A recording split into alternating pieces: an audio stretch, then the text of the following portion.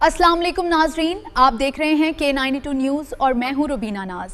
चलते हैं इलाकाई खबरों की तरफ। खेरे में मुबैना ज़मीन पर कब्जे की कोशिश, तशद्दुद और मंशियात फरोशी के संगीन इल्ज़ामात सामने आ गए हैं। मुतासरा फरीक का दावा है कि अदालती और तहरीरी फैसले के बावजूद दोबारा ज़मीन पर कब्जे की कोशिश की गई, जबकि काश्तकारों पर तशद्दुद भी किया गया। मुतासरीन ने कानून नाफिज करने वाले इदारों से फौरी कार्रवाई का मुतालबा करते हुए जिम्मेदार अफराद के खिलाफ सख्त कानूनी एक्शन लेने की अपील की है। मज़ीद जानते हैं मुतासरा फरीक के बयान में। खरीद कई जे पंजाबी प्लस शेख सॾाईंदा आहिनि गंबड़ जा। असां इहा 1922 में हुननि सां एग्रीमेंट कईसीं। 24 में असांखे हुननि खातो ॾिनो। असां हुननि खे तक़रीबन 4.5 करोड़ 4.25 करोड़ जे 4.25 करोड़ जे हिसाब सां ॾिनी वतीसूं। उन्हनि खे असां पेमेंट करे छॾीसीं। असांखे 5 साल अॻु वतीसीं। हाणे असांजा जेके न्याजन आहिनि, माइट आहिनि, उहे वञनि था उते, त असां राति हमिलो करे ऐं इहा शइ के उन्हनि खे चयो अथऊं तव्हां हितां उथी वञो, न त तव्हांखे मारींदासीं।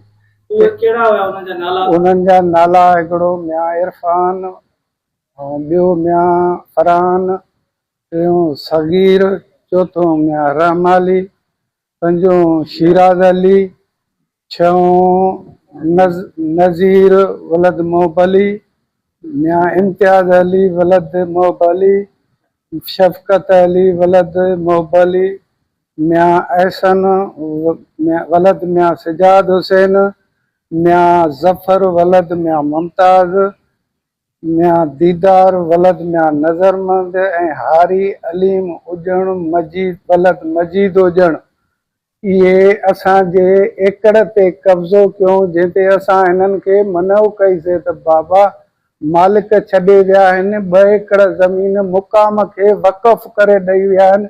असां खातो हुननि खे 33 एकड़नि जो वरितो आहे, 35 एकड़ ऐं 1 गुंठो ज़मीन ई। असां हुननि खां 33 एकड़नि जो खातो वरितोसीं। उन खे 2024 में असांखे खातो ॾेई छॾियो। कागज़ात बिल्कुलु न, हीअ रजिस्ट्री ॾे बाबा, हीअ रजिस्ट्री आहे साईं, हीअ रजिस्ट्री आहे उन्हनि जी परचेज कई आहे। असांखे इहा शइ हिन महिल ताईं असां ज़मीन आबाद कई आहे, सभु शइ करे छॾी आहे। हाणे असांजा राति हमिलो करे हथियार, इहे जेके बि नाला खयां अथनि, इहे हथियार